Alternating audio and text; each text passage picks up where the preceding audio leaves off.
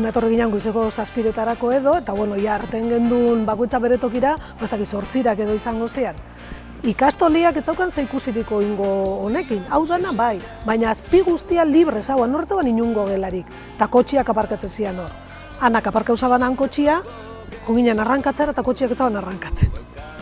Eta eguna bera oso gogorra zeba, hainbeste lan urte guztian in ondoren, eta holako eguraldi txarra goizian goizetik, bueno, eta bezperan, eta egunian bertan gogorra izan zen, baina bueno, luzera oso urte politxa izan zen.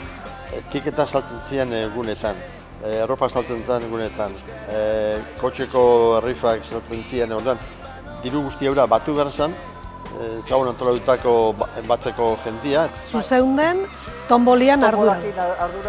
Claro, tonbolia zen, ja, kilometroen egunerako. Sustua hartu naban, tailerrean dauka prestauta kamioian, erregalo guztia.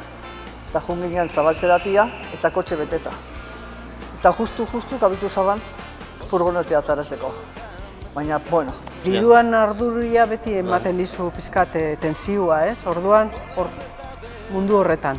Eta jende pilo bat zauala, baina ze ambiente eta salako gauzak ez.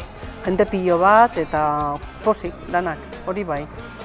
Eta ni akordatzen naiz Arretxindiko Coca-Cola txabola barruan.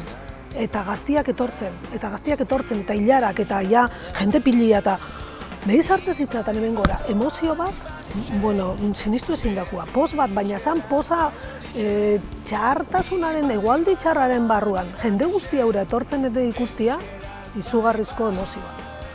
Jendia ibilizan, hori da txokantia, ikusitza zegoen bizaguan, horren beste jende ikustia, horrek ematez izun, Oin esaten dena, subidon.